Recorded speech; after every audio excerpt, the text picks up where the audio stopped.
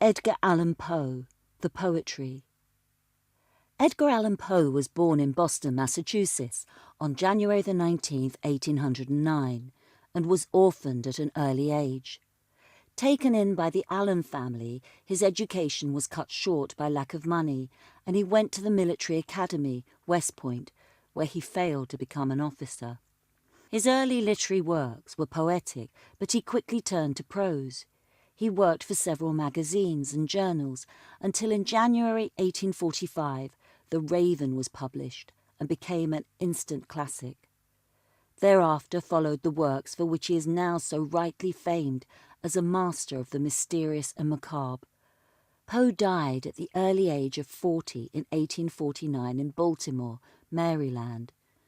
In this volume we bring you further examples of his unique poems. Among our readers are John Michael MacDonald and Gisela Rowe.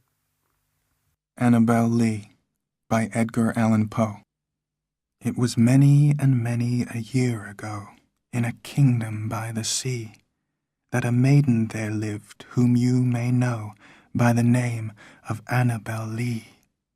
And this maiden she lived with no other thought than to love and be loved by me.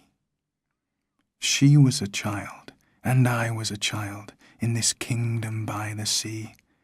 But we loved with a love that was more than love, I and my Annabel Lee. With a love that the winged seraphs of heaven coveted her and me. And this was the reason that, long ago, in this kingdom by the sea, a wind blew out of a cloud by night, chilling my Annabel Lee, so that her high-born kinsman came and bore her away from me, to shut her up in a sepulchre in this kingdom by the sea. The angels, not half so happy in heaven, went envying her and me. Yes, that was the reason, as all men know in this kingdom by the sea, that the wind came out of the cloud, chilling and killing my Annabel Lee. But our love, it was stronger by far than the love of those who were older than we, of many far wiser than we. And neither the angels in heaven above, nor the demons down under the sea, can ever dissever my soul from the soul of the beautiful Annabel Lee. For the moon never beams without bringing me dreams of the beautiful Annabel Lee. And the stars never rise but I see the bright eyes of the beautiful Annabel Lee. And so, all the night tide, I lie down by the side of my darling, my life and my bride, in the sepulchre there by the sea, in her tomb by the side of the sea. Spirits of the Dead by Edgar Allan Poe.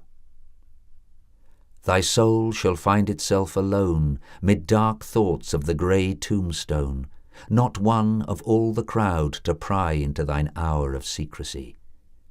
Be silent in that solitude which is not loneliness, for then the spirits of the dead who stood in life before thee are again in death around thee, and their will shall overshadow thee. Be still. The night, though clear, shall frown, and the stars shall not look down from their high thrones in the heaven with light like hope to mortals given, but their red orbs without beam to thy weariness shall seem as a burning and a fever which would cling to thee forever. Now are thoughts thou shalt not banish, now are visions ne'er to vanish, from thy spirit shall they pass no more like dewdrop from the grass. The breeze, the breath of God is still, and the mist upon the hill, shadowy, shadowy yet unbroken, is a symbol and a token, how it hangs upon the trees, a mystery of mysteries. Epigram for Wall Street by Edgar Allan Poe. I'll tell you a plan for gaining wealth, better than banking, trade, or leases. Take a banknote and fold it up, and then you will find your money increases. This wonderful plan without danger or loss keeps your cash in your hands when nothing can trouble it, and every time that you fold it across, 'tis as plain as the light of the day that you double it. The Haunted Palace by Edgar Allan Poe. In the greenest of our valleys, by good angels tenanted, once a fair and stately palace, radiant palace, reared its head. In the monarch thought's dominion, it stood there, never seraph spread a pinion over fabric half so fair. Banners yellow, glorious, golden, on its roof did float and flow. All this was in the olden time, long ago. And every gentle air that dallied in that sweet day along the ramparts plumed and pallid, a winged odour went away. Wanderers in that happy valley through two luminous windows saw spirits moving musically to a lute's well-tuned law, round about a throne where sitting poor Phyrogene, in state his glory well befitting, the ruler of the realm was seen. And all with pearl and ruby glowing was the fair palace door, through which came flowing, flowing, flowing, and sparkling evermore, a troop of echoes whose sweet duty was but to sing, in voices of unsurpassed beauty, the wit and wisdom of their king. But evil things in robes of sorrow assailed the monarch's high estate.